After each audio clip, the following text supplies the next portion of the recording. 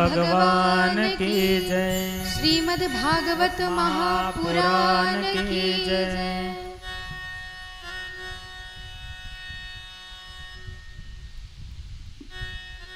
कारण करुणा वरुणालय भक्तवंश कल्पतरू तडिनीत विनंदित पितांबरधारी, आवाज वाढवा थोडा, भगवान श्रीकृष्णांची वाङ्मयी प्रतिमूर्ती श्रीमद् भागवत महापुराण कथा। आज आपल्या कथेचा द्वितीय दिवस। काल काय काय सांगितलं होतं? मी काय म्हणलं, कुणीही सुटणार नाही, रोज पेपर होणार। आज जे सांगितलं तर उद्या विचारल्या जाणार। काय सांगितलं होतं? बरं थांबा, तुम्ही थांबा जरा, मला सांगा किती जणांनी स्वतःचे आसन आणले? हात वर करा। ज्यांनी आणले त्यांच्यासाठी टाळ्या वाजवा। बरं, ज्यांनी आणले नाही, तुमच्या इथं चटया नव्हत्या का? कोणी कोणी चटयाच नेल्या सगळ्या? बरं, महिला मंडळ, घरी गेल्यावर किती जणांनी पाय धुतले? महिला मंडळ, घरच्याचे किती जणांनी पाय धुतले? म्हणजे तुम्ही धुवून घेतले का? तुमची पाईपलाईन नव्हती का? पाणी संपलं होतं? हां, भागवत कथा श्रवण करतोय ना आपण, तर कथेत सांगितलेल्या नियमांचं पालन पण करायला पाहिजे। आणखी काय काय सांगितलं होतं काल कथेमध्ये? कुठली कुठली कथा झाली होती काल? कोणती कथा झाली होती? बोला, जेवण केलंय का नाही? मी काय म्हणलं होतं काल, तुम्ही सांगितल्याशिवाय कथा पुढे जाणार? काल कोण कोण आले होते? इकडं पोरं कोण कोण होते काल? बरं, मी सांगितलं होतं येताना 1-2 जणाला सोबत घेऊन या। किती जणांनी आणलं? तुमची संख्या बघून तर वाटत नाही। बरं, कालच्या कथेत काय काय झालं? लवकर सांगा, आता कथा प्रारंभ करायची। काय सांगा, कालच्या कथेत काय काय झालं? कुठल्या कुठल्या कथा घेतल्या होत्या? कोणाकोणाची कथा झाली होती? श्रीमद् भागवत महापुराणमध्ये किती श्लोक आहेत? हां, म्हणजे लेकरं जागी होते, बाकीच्याचे काय तुम्हाला झोपा लागायला का? आधी तर नीट बसा। श्रीमद् भागवत महापुराणामध्ये किती अध्याय होते? वा वा। श्रीमद् भागवत महापुराणामध्ये किती स्कंद आहेत? हे संख्या बरी लक्षात राहिली तुमच्या? नाही, 12 जरा आमची फेवरेट आहे, बरोबर आहे ना? पांगरीवासियांची तर फेवरेट आहेच। बरं, कथा कोणत्या कोणत्या झाल्या होत्या काल?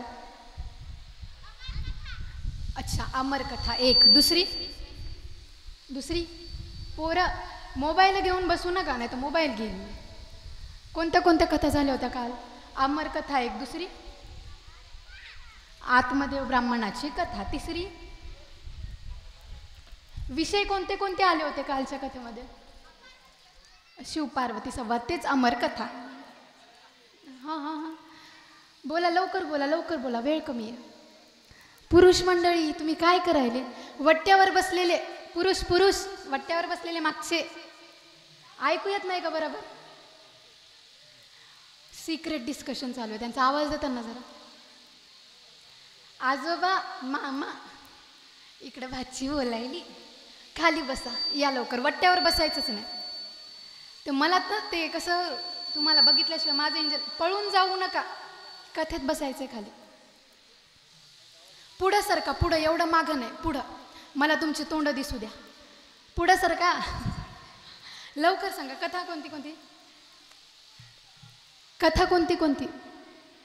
आणखी कोणती? मागचा पोरी कोणती? बरं, काय काय सांगितलं होतं काल मी? एखादं तर लक्षात असेल काय? हां, बोला। मी काय सांगितलं होतं काल? कथा इथे ऐकल्यावर घरी जाऊन त्याचं चिंतन करायचं, त्याचं मनन करायचं, त्याचं आचरण करायचं, आणि आचरण केल्यावर 7व्या दिवशी तुम्हाला न्यायला कोण येईल? विमान येईल। मग विमानात बसून जायचं। ठीक आहे, आता कथेकडे वळायचं। आता बरं, दिवे किती जणींनी लावले? दिवे दिवे घरी गेल्यावर दिवे, ते तरी बरं केलं, टेंबे तरी लावली नाही. मी काल काय सांगित होतं, संगतीचा विषय आला होता काय, पंगत चुकली चालल की संगत चुकलेली चालल, पंगत चुकलेली चालल का संगत चुकलेली चालल. पोरी तुम्ही पुढे बसा, मागचं हे महिला मंडळ काय बोलत नाही, याचे तोंड पाडूनच राहणार. पुढे या तुम्ही, या पुढं, इथं पुढं बसा, लेकरायला पुढं बसू द्या, कारण तसंही तुम्ही काय बोलत नाही. काय इकडं बोला माझ्याशी, संगत चुकलेली चालल का पंगत चुकलेली चालल. संगत, हां हां पंगत नाही, म्हणजे पंक्ती नाही म्हणून तुमची संगतच चुकायली वाटतं. मग आपल्याला संगत कुणाची आहे माहिती, हे 7 दिवस आपल्याला संगत आहे भगवान श्रीकृष्णांच्या कथेची, भगवान श्रीकृष्णाच्या चरित्राची. आणि ह्यात सतसंगतीने काय होतं तर, संतन के संग लाग रे तेरी अच्छी बनेगी, अच्छी बनेगी तेरी बिगड़ी बनेगी. संगतीचा प्रभाव काय, भजनामध्ये खूप सुंदर भाव मांडतात. संतन के संग लाग तेरी अच्छी बनेगी, संतन के संग लाग तेरी अच्छी बनेगी, संतन के संग लाग तेरी अच्छी बनेगी. तेरी अच्छी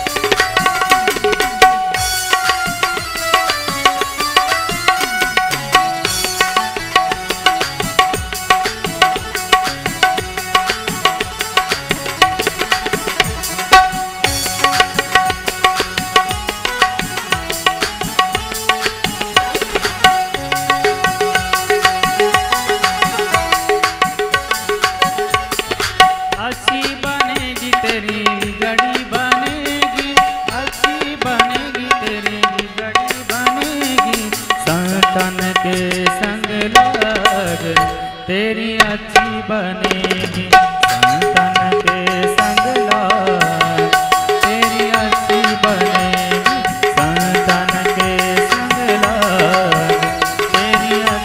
बनेगी.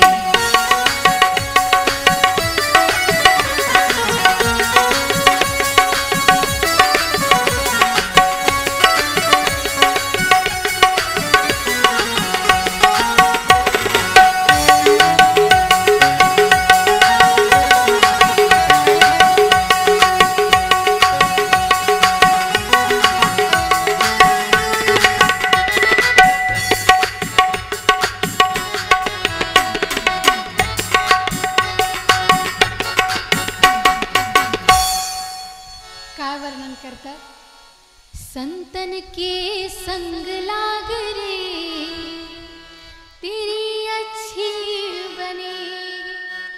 तुम्ही मला आजचं चांगलं होणार, कुणाचं झालं. ध्रुवजी की बन गई प्रल्हाद जी की बन जाई. ध्रुवजी वय काय होतं ध्रुवजीचं, प्रल्हादजीचं वय काय होतं, 5 वर्षाचे होते ध्रुवजी. लागले सत्कर्मावर, लागले ईश्वराच्या मार्गावर. उद्या येणार आहे सूर्यवंशाची कथा. बरं, आता आपण जे भागवत महापुराण ऐकतो ते भागवत महापुराण कुणी लिहिलं, इकडं ते भागवत महापुराण कुणी लिहिलं, काल सांगितलं होतं मी. कुणी लिहिलं कुणी कुणाला सांगितलं, मी तुम्हाला सांगितलं आणि तुम्ही लिहिलं. आणि खरं कुणी कुणाला सांगितलं,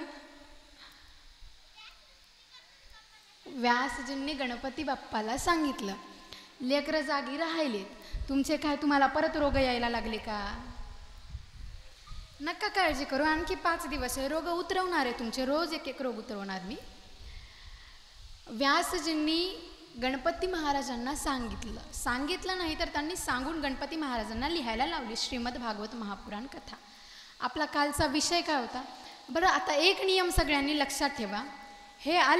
हे सगळे इथे आले की सगळ्यांनी इथे मंडपात उपस्थित राहायचं. कसं असतं, वक्त्यांनी येण्याच्या आधी श्रोत्यांनी यायचं असतं, तर तुम्हाला पूर्ण नियमासोबत पालन केलेलं पुण्य लागतं. नाहीतर मग तुम्ही म्हणता आम्हाला देव काही देत नाही, आम्ही देवाला मागितलेलं आम्हाला भेटत नाही, तुम्ही काही करत नाही तर देव तुम्हाला कुठून देईल. नियम, सांगितलेल्या नियमाचं पालन करायला लागतं. वक्ता येण्याच्या आधी श्रोत्यांनी इथे उपस्थित राहायचं असतं. आपली अवस्था कशी आहे माहिती आहे का, एखादा नेता घरी येऊ द्या, एखादा पॉलिटिशियन घरी येऊ द्या, त्यानं येण्याच्या आधी त्याची हांजी करायला आम्ही घरामध्ये उपस्थिती धावतो, त्याच्या मागं पुढं हिंडतो. एखादा महाराज गावात येऊ द्या, एखादा महाराज घरी येऊ द्या, आम्हाला काही घेणं देणं नसतं. ते नेते लोक तुम्हाला इथं साथ देतात, संसारामध्ये नेते लोक साथ देतात, पण भवसागर तरण्यासाठी कोण साथ देतं तर ही कथा साथ देते. मग ह्या कथेसाठी इथे मी येण्याच्या आधी सगळ्यांनी उद्यापासून उपस्थिती द्यायची. आता संगतीचा असर असा आहे का नाही की संगत नेहमी चांगल्या माणसाची केली पाहिजे, पण आपण ती करत नाही. एकदा काय झालं माहिती आहे का, एक पोपट होता, एका जंगलामध्ये राहायचा तो पोपट जंगलामध्ये राहत असताना त्याची संग झाली डाकूंसोबत. आता डाकूंचं काय असतं, मारा कापा लुटा, मारा कापा लुटा. आता डाकूंची भाषा तो बोलायला लागला. तो पोपट मग त्या वाटेने एक संत जात होते, त्या जंगलाच्या वाटेने एक संत गेले. जात असताना त्या पोपटाने त्या संताला पाहिलं, आणि जसं संतांना पाहिलं तो पोपट लगेच ओरडायला लागला, मारा कापा पकडा लुटा, मारा कापा पकडा लुटा. आता ते सगळी लोक डाकू जमा झाली. संतांजवळ कायच असणार, संतांजवळ काही नव्हतं, म्हणून त्यांनी संतांना सोडलं. संत परत एका दिवशी फिरण्यासाठी गेले. फिरण्यासाठी गेल्यावरती संतांनी काय झालं, संतांना लक्षात आलं की मी या वाटेने गेलो होतो. संतांच्या लक्षात आलं की मी ह्या वाटेने गेलो होतो, आणि मी ह्या वाटेने गेल्यावर मला एका पोपटाने डाकूंना पकडून दिलं.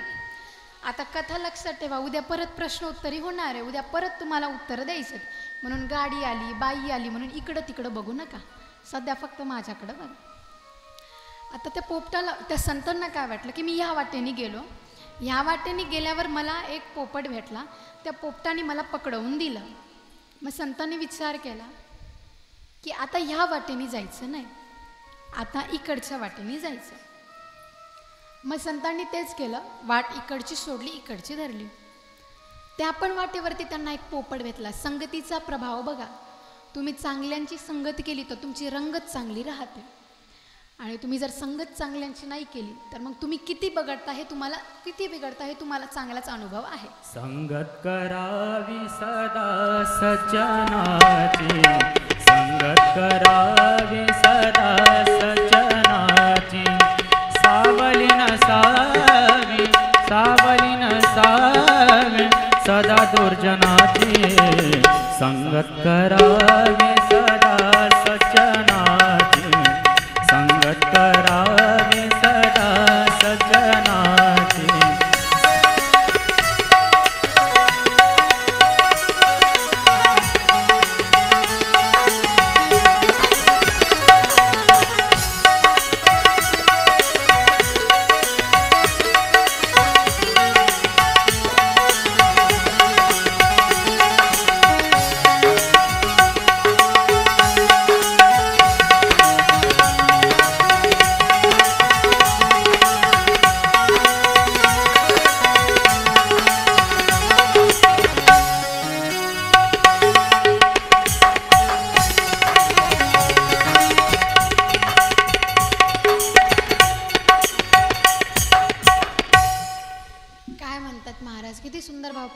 संगत करावी सदा सज्जनांची, दुर्जनांची सावली सुद्धा नाही पडली पाहिजे. का?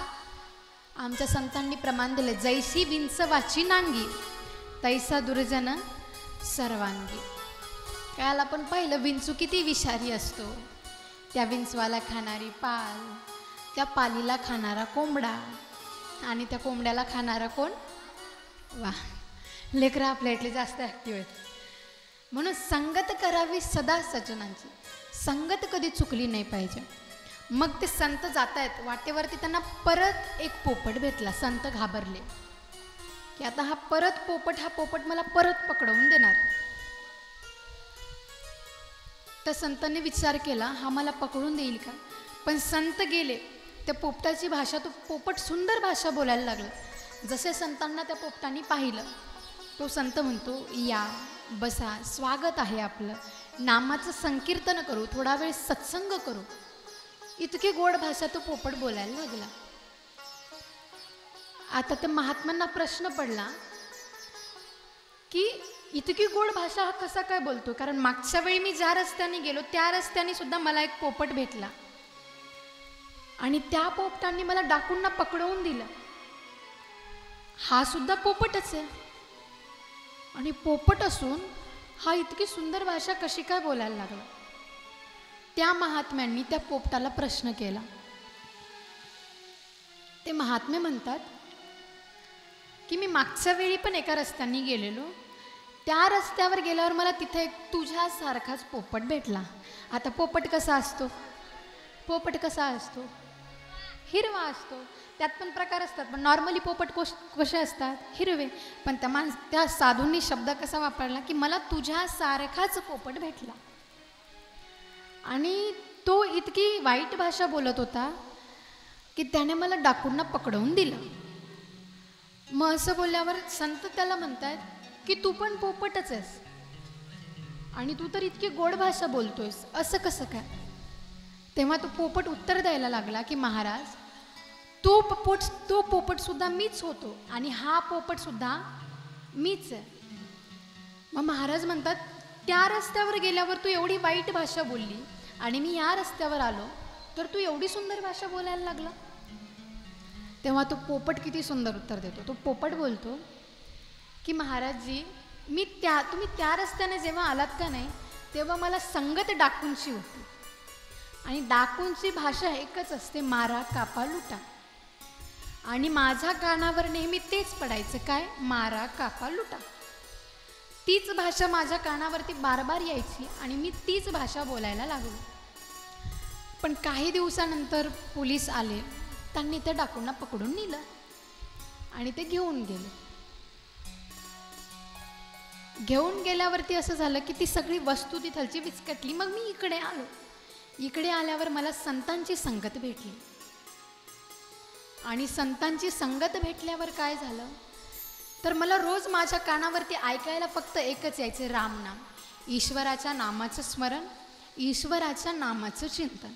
बघा ते म्हणतात ना, जैसा खाओ अन्न वैसा होय मन, जैसा पियो पाणी वैसी बोले वाणी, आणि जैसा करो संग वैसा लगे रंग. ते काय म्हणतात, ढवळ्यासोबत पवळं गेलं वाण नाही पण गुण लागला. वाण लागत नाही पण गुण लवकर लागतात, आणि ते पण चांगले गुण आम्हाला लागत नाही. सप्ताह करायचा, सप्ताह आयोजित केला. आयोजित करणारे लोक खूप चांगल्या पद्धतीने सप्ताह करायला लागले, पण त्यांनी तो सप्ताह करायला नको म्हणून आम्ही नावबोटं ठेवायला लगेच तयार झालो. आता कसं असतं माहिती आहे का, कधी कधी काही लोकांचं की त्यांना तुम्ही कितीही समजावा, तुम्ही सत्कार्य करा आणि तुम्ही त्यांना कितीही समजावा की तू पण सत्कार्य कर, ते लोक तुमचं ऐकत नाहीत. उदाहरण देऊन सांगू का? आता एका कीर्तनात मी गेले आणि कीर्तनात विषय निघाला की दारू पिणं चुकीचं आहे. दारू पिणं बोलता का? दारू पिणं चुकीचं आहे. मग मी असं बोलल्यावर कीर्तन झाल्यावर एक आला. आता मी बेवडं म्हणण्यापेक्षा स्मार्ट पिदाडी म्हणलेलं बरं आहे, कारण व्यासांच्या गादीवर आहे. असं कुणाचा अपमान करून बोललेलं बरं नाही ना, थोडं स्मार्ट टोपणे पण दिले पाहिजे ना, म्हणून स्मार्ट पिदाडी. तो स्मार्ट पिदाडी माझ्याजवळ आला अँड ही वॉज लाईक की ताई तुम्ही बोलल्या की दारू पिणं चुकीचं आहे. मग मला एका वाक्यात पटवून द्या की दारू पिणं चुकीचं आहे. मग मी बोलले जरा आण एक पॅक. तो बोलला लावूया का सोबत? मी म्हणलं नाही, तुला पटवून द्यायचं होतं ना. मग त्याच्यासाठी त्याला मी आणायला लावली एका झाकणामध्ये दारू. त्याने दारू आणली आणि मी काय केलं, त्या दारूच्या झाकणामध्ये, त्या झाकणामध्ये जी दारू होते त्या दारूमध्ये किडे मुंग्या टाकल्या. आता किडे मुंग्या दारूमध्ये टाकल्यावर काय होणार? ते किडे मुंग्या मरणार. तसंच झालं, ते किडे मुंग्या मेल्या. आता किडे मुंग्या जशा मेल्या, हा मला काय बोलला, ताई मला कळालं की दारू पिणं चुकीचं आहे. मी म्हणलं आता तुम्हाला कळलं. मला वाटलं एक तरी माणूस सुधारेल. सफल झालं माझं कीर्तन. तर तो व्यक्ती बोलू, मी म्हणले कसं कळालं ते सांगा. तो व्यक्ती काय बोलला मला की ताई कसं आहे ना, दारू पिणं हे किड्या मुंग्याचं काम नाही, त्याला मर्दाचंच काळीज लागतं. मी म्हणलं घाल दगड माझ्या डोक्यात. म्हणजे कसं असतं, तुम्ही कोणाला कितीही समजावण्याचा प्रयत्न करा, ज्यांची बुद्धी चुकीची आहे ना, त्यांचा अन्न चुकीचं पडलंय त्यांच्या पोटामध्ये, ते कितीही चांगलं सांगितलं ते तुम्हाला चुकीचंच ठरवणार. तुम्ही कितीही चांगलं करा, ते शेवटी तुम्हालाच वाईट बोलणार. पण असं लोकांकडे लक्ष द्यायचं नसतं का, कारण हाती चले बाजार तो कुत्ते भोके हजार. तुम्ही सत्कर्म करता का नाही? तुमच्या सत्कर्म करण्यामध्ये लोक आडवी येतात आणि आडवी लोकच आडवी येतात. बरं, माझा बोलण्याचा भाव समजून घ्या. तुम्ही चांगलं कार्य करता, तुमच्या चांगल्या कार्यामध्ये जी माणसं सरळ आहेत का नाही, ती सरळ माणसं कधीच तुमच्या कामात आडवी येत नाही. पण जी माणसं आडवी आहेत, तुम्ही कितीही चांगलं कार्य करा, ते आडवी माणसं आडवे येतातच. आणि कसं असतं माहिती आहे का, ते म्हणतात ना, काळं मांजर पुढून गेलं की काम वाईट होतं. पण मी म्हणते, मांजर पुढून गेल्यावर काम एकदाचं वाईट होणार नाही, पण माणूस आडवं गेलं हे काम सफल होत नाही. म्हणजे विचार करा ना, माणूस प्राण्यांपेक्षा पण आडवा आहे. बरं, आता मला सांगा, आज आपल्या सप्ताहाचा कितवा दिवस आहे? दुसरा दिवस आहे. या 2 दिवसामध्ये तुम्ही पाहिलं का, आपल्या सप्त्यामध्ये ह्या कथा मंडपामध्ये कोणी म्हैस येऊन बसली? पाहिलं का? म्हैस म्हणलं, तुम्ही असं काऊन बघायला माझ्याकडं? म्हैस म्हणलं, म्हैस 4 पायाची 2 शिंगाची. बरं, एखादा रेडा नाही, समानतेची द्विवर्ण द्यावे लागतात ना, असं एकटं बोलून चालत नाही. एखादा रेडा आलेला पाहिलं का तुम्ही? नाही, कारण नरदेह दुर्लभ जाणा शतवर्षाची गणना. मनुष्य देह दुर्लभ आहे, तो दुर्लभ असा मनुष्य देह तुम्हाला मला मिळाला. कशासाठी? काय योग साधला जन्म तुला लाभला, काय योग साधला जन्म तुला लाभला, कोण देव पावला रे बिचाऱ्या तू भजनासी लागला रे, बिचाऱ्या तू भजनासी लागला रे.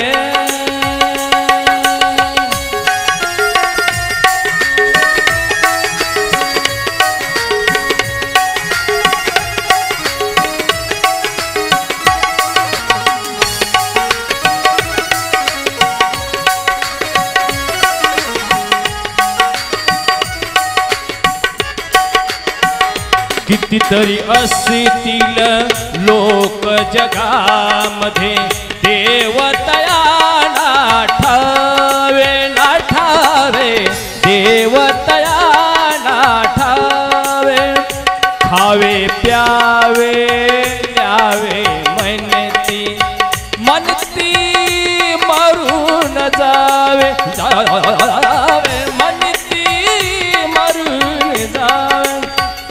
तुझ कसा वाचला भजनी उल्हासला, तुझ कसा वाचला भजनी उल्हासला, कोण देव पावला रे बिचाऱ्या तू भजनासी लागला रे, बिचाऱ्या तू भजनासी लागला रे.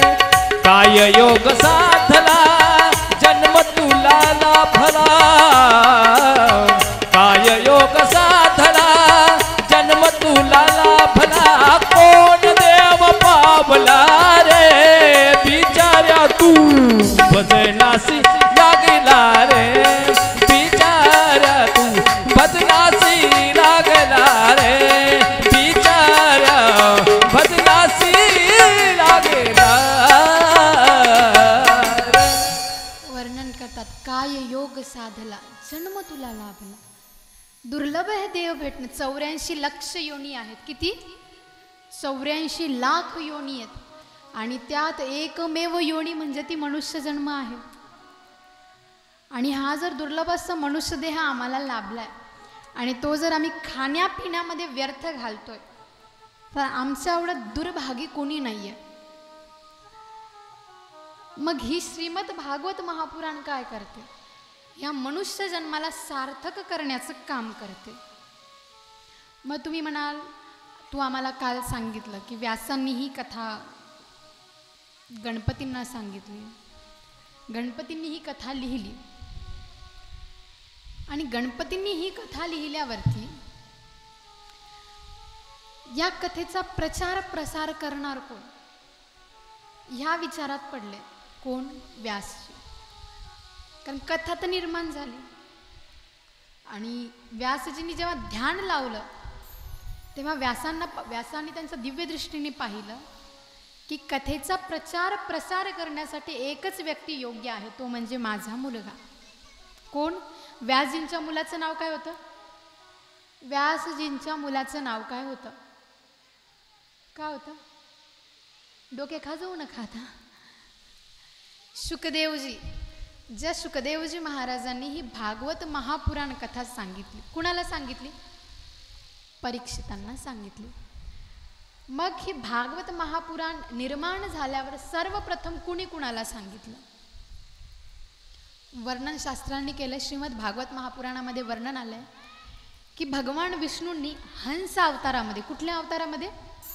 हंस अवतार. लक्ष द्या, उद्या प्रश्नोत्तरी परत होणार आहे, तुमचा परत पेपर आहे, म्हणून आज लक्ष द्या. भगवान विष्णूंनी हंस अवतार धारण केला आणि हंस अवतारामध्ये श्रीमद भागवत महापुराण कथा ब्रह्मादेवांना सांगितली. पण 18,000 श्लोकांमध्ये नाही सांगितली, तर 4 श्लोकांमध्ये सांगितली. आणि ती 4 श्लोकांमधली श्रीमद भागवत महापुराण कथा. ते 4 श्लोक कुठले? वर्णन करतात की अहमेवा समेवाग्रे नान्यदेद सदसत्परम पश्चादहम यदेतश्चन्नो यो वशिष्येत सोस्म्यहम् वृत्त्यर्थम यत् प्रतीयेत न प्रतीयेत चात्मनि तद्विद्यादात्मनो मायां यथा भासो यथा तमः यथा महन्ति भूतानि भूतेषुत्सावचेष्वनुः प्रविष्ठान्य प्रविष्ठानि तथा तेषु न तेष्वनः एतावद्देव जिज्ञासं तत्त्वजिज्ञासूनात्मनः अन्वयव्यतिरेकाभ्याम् यस्यात् सर्वत्र सर्वदा. काय कळालं? काय कळालं? श्लोक कळाले का? मी कुठला श्लोक म्हणलाय कळाला का? बरं, मी किती श्लोक म्हणले?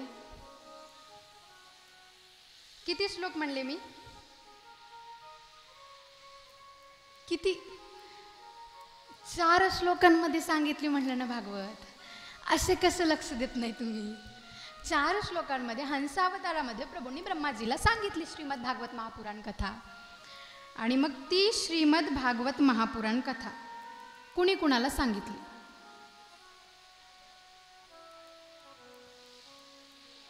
आधी मला तर सांगू द्या, मी सांगितलंच नाही, तुम्ही विचारात पडले कुणाला सांगितली. श्रीमद भागवत महापुराण कथा हंसावतारामध्ये ब्रह्माजीने नारदजीला सनतकुमारांना सांगितले. सनतकुमारांनी नारदजीला सांगितली. नारदजींनी व्यासांना सांगितली. व्यासांनी शुकाला सांगितली, शुकदेवजींना. आणि शुकदेवजींनी महाराज परीक्षितांना सांगितली. आता कुणाला सांगितली? कुणाला सांगितली?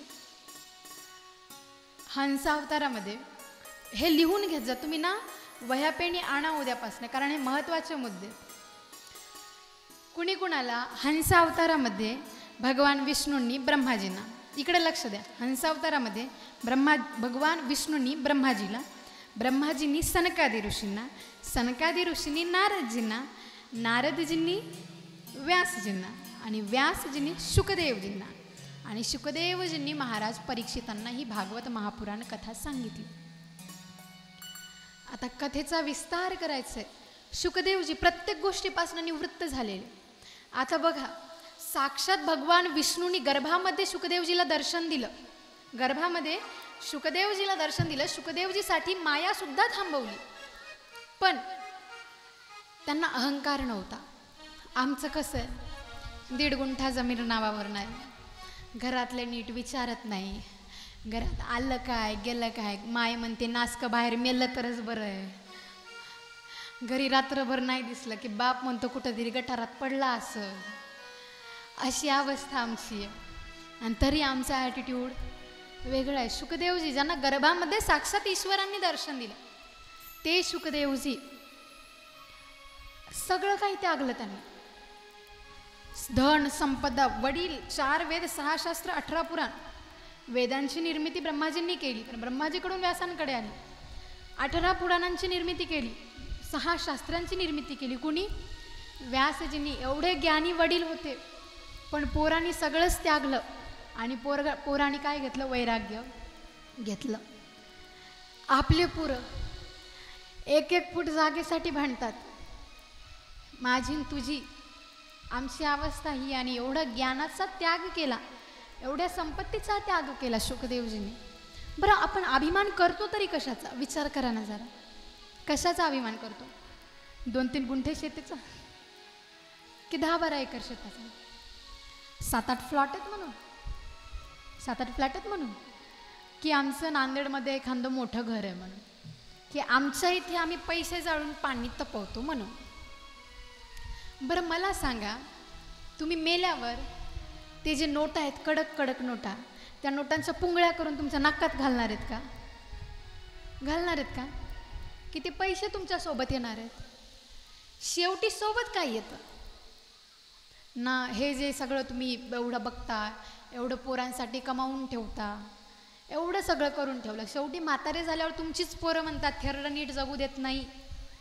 अनुभव असेल, तुम्ही पाणी मागा तुमच्या पोरांना, काय म्हणतील? थेरडा ऐकत नाही, याला बाहेर नेऊन टाकायला पाहिजे. तेच लेकरू जे लहान असताना त्याला ताप आल्यावर तुम्ही अख्खी रात्र जागून काढली, तेच लेकरू शेवटी काय म्हणतं? की थेरडं लई सतवायलं. तुमचं लेकरू तुम्हाला साथ देत नाही. बायकोच्यांचा तर विषय सोडा. बायको जिच्यासोबत 7 फेरे घेता, घराच्या चौकटीपर्यंत येते फक्त. मुलगा येतो स्मशानभूमीपर्यंत. आणि शेवटी तुम्हाला जाळतं कोण? जाळतं कोण तुम्हाला? जाळणारा कोण असतो? शेजारचा पोरगा, शेजारच्याचं पोरगा असतं का? तेच तुम्हाला जाळतं ज्याच्यासाठी तुम्ही एकर आणि शेती कमावून ठेवली. तेच तुम्हाला जाळतं ज्याच्यासाठी तुम्ही एवढे सगळे फ्लॅट घेऊन ठेवले. तेच तुम्हाला जाळतं ज्याच्यासाठी तुम्ही एवढं मोठं घर बांधून ठेवलं. मग आमचे संत काय म्हणतात माहिती आहे का? एक गीत खूप भारी आहे, त्यातलं एक ओळ आम्ही लक्षात घेतली पाहिजे. त्यात किती गोड वर्णन केलं. कसमे वादे प्यार वफा सब बातें हैं बातों का क्या. हे सगळे फक्त बोलणं आहे. पुढं काय वर्णन करतात? कोई किसी का नहीं ये झूठे नाते हैं नातों का क्या. कसमे वादे प्यार वफा सब बातें हैं बातों का क्या. काय म्हणले? कसमे वादे प्यार वफा सब बातें हैं बातों का क्या. बरोबर म्हणले ना? सगळं बोलणं. आज तुम्हाला ती आमच्या पोरांच्या भाषेत बोलायचं गेलं, ती म्हणते तू जेवला नाही तर मी पण जेवणार नाही. आणि तिकडे तिचं जेवण चालू असतं. आणि हा इकडं म्हणतो नाही नाही तू जेवली नाही तर मी पण जेवणार नाही. आणि तिकडं त्याचं जेवण चालू असतं. बरं यांना एखादी भेटली का नाही? आमचा भाव इतका डेंजर असतो का नाही? सांगूच का आता? सांगूच का? जशी एखादी भेटते, याला चंद्राच्या कोरीत तीच दिसायला लागते. याला म्हशीची शेपूट सुद्धा तिचे केस दिसायला लागतात. ह्याला त्या काळ्या म्हशीमध्ये सुद्धा तीच दिसायला लागते. जिधर देखता हूँ तू ही है, खुदा ही नाही, बस तू ही आहे. जिकडं पाहिलं तिकडं तीच, जिकडं पाहिलं तिकडं तीच. ना जेवण जातं. घरात सुद्धा मोबाईलमध्ये बघू बघू हसणं चालू असतं. झूम करू करू तिचा फोटो पाहिला जातो. आणि ती कशी असो, मग जेव्हा एखादी भेटते तेव्हा पोरांचं सुरुवातीला कसं असतं माहिती आहे का? यांचं तुम ही हो अब तुम ही हो मेरी जिंदगी अब तुम ही हो. आणि जशी ही सोडून जाते तसा तो रानानं हिंडत हिंडत म्हणतो, काय म्हणतो? अच्छा सिला दिया तूने मेरे प्यार का.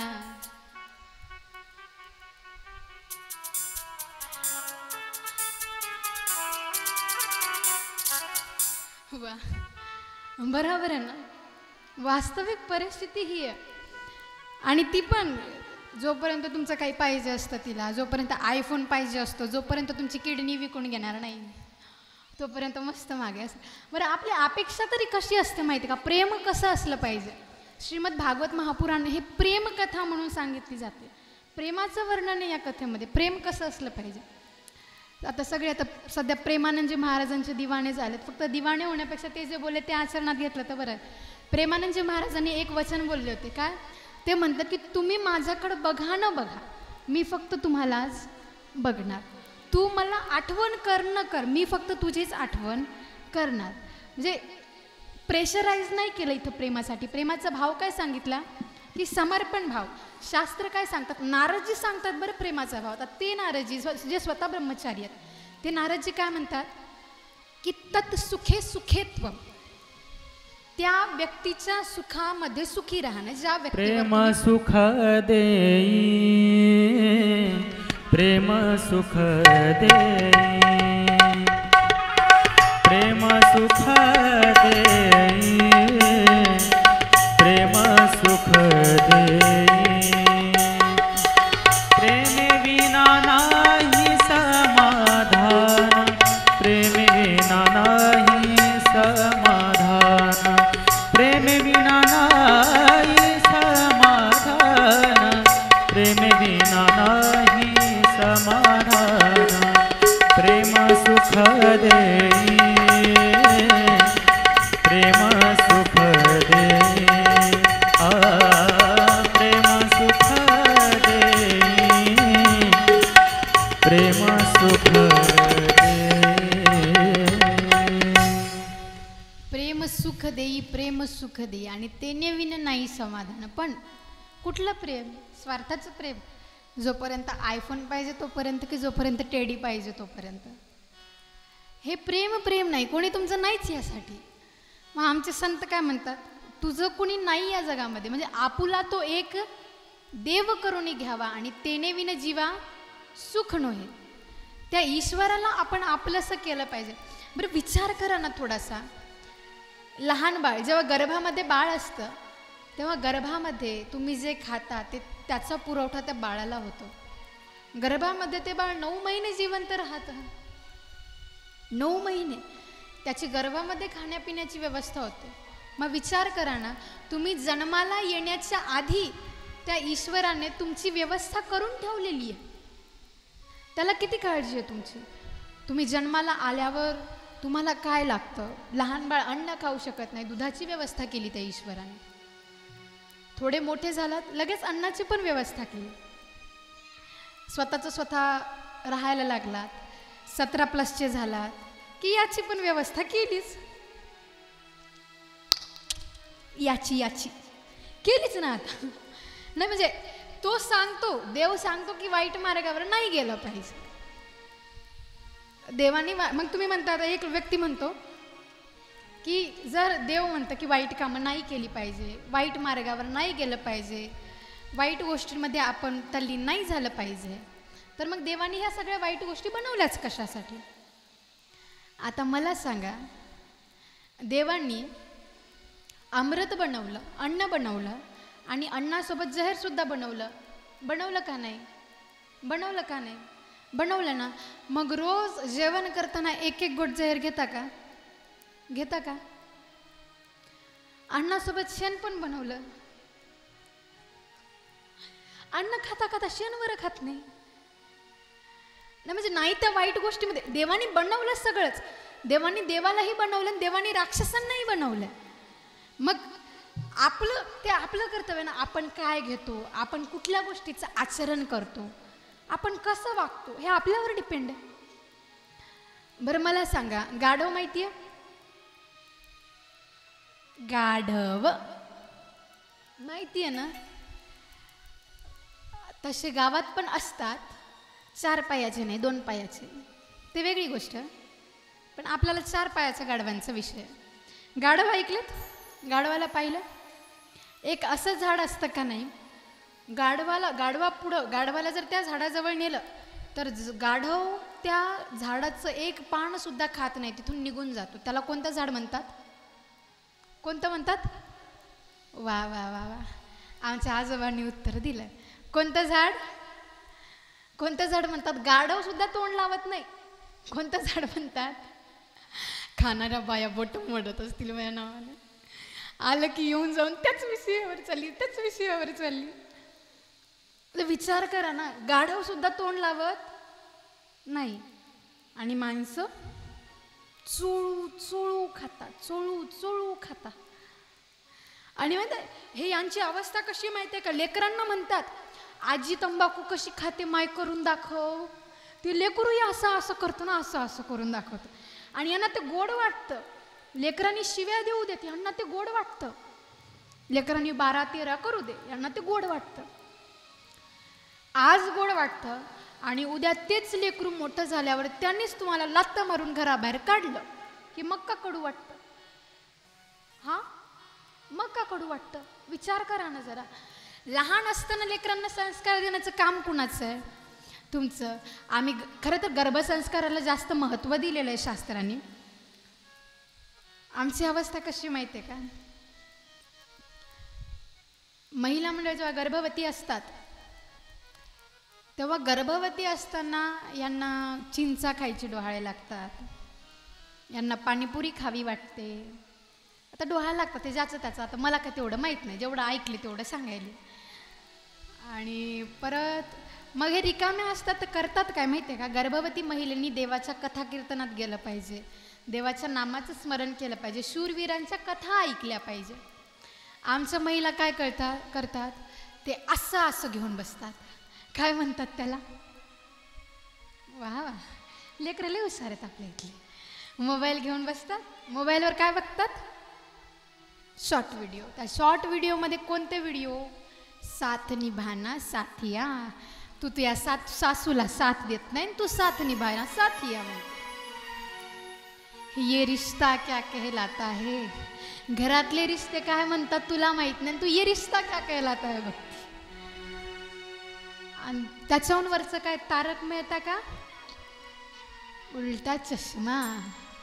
त्याच्यात जेठालाल बबिताच्या मागं लागू मेला, जिलेबी फाफड्याच्या मागं लागू मेला. तिकडे तो बाघा, तिकडे तो पोपटलाल. बघा ना जरा, त्या तारक मेहताचे जवळपास 4-5 हजार एपिसोड झाले वाटते. आणि त्या 4-5 हजार एपिसोडमध्ये आणखी त्या पोपटलालला बायको भेटली नाही.